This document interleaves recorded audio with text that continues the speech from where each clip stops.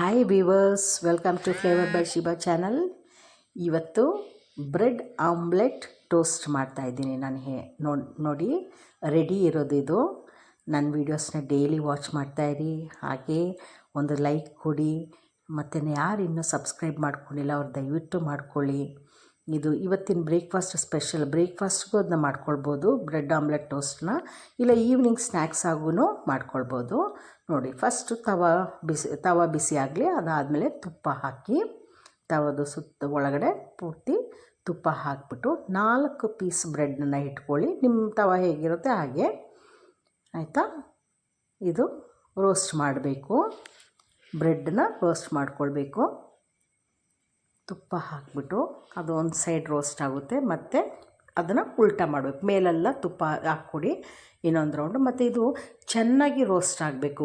White colour ಹಂಗೆ ಇರಬಾರ್ದು, ಒಂದು ಬ್ರೌನ್ ಕಲರ್ ಬರಬೇಕು. ಆ ಥರ ಇದ್ದರೆ ಕ್ರಿಸ್ಪಿಯಾಗಿರುತ್ತೆ ತಿನ್ನುವಾಗ.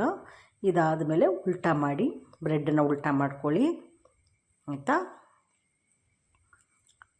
ಎರಡು ಸೈಡು ಅದು ಚೆನ್ನಾಗಿ ಫ್ರೈ ಆಗಬೇಕು. ನೋಡಿ, ಫ್ರೈ ಆಗಿ ಬಂತು. ಈಗ ಎರಡು ಕಡೆನೂ ಚೆಂದ ಫ್ರೈ ಆಗಿದೆ, ಒಳ್ಳೆ ಕಲರು ಕೂಡ ಬಂದಿದೆ, ಆಯಿತಾ. ಆ ಥರ ಕಲರ್ ಬರಬೇಕು. ಬರೀ ವೈಟ್ ಇದ್ದರೆ ಮೆತ್ತೆ ಆಗಿಬಿಡುತ್ತೆ, ಆಯಿತಾ.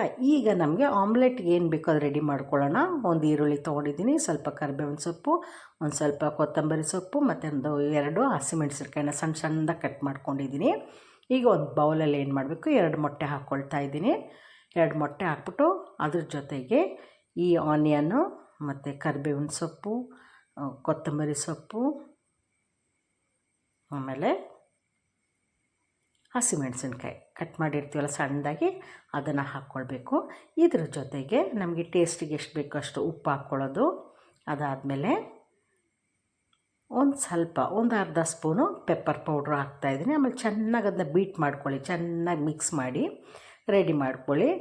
ಅದಾದಮೇಲೆ ಅದು ಮಿಕ್ಸಿಂಗ್ಗೆ ಸ್ವಲ್ಪ ಹಾಲು ಹಾಕಿ, ಟೇಸ್ಟ್ ಚೆನ್ನಾಗಿರುತ್ತೆ, ಸಾಫ್ಟಾಗಿರುತ್ತೆ ಆಮ್ಲೆಟು.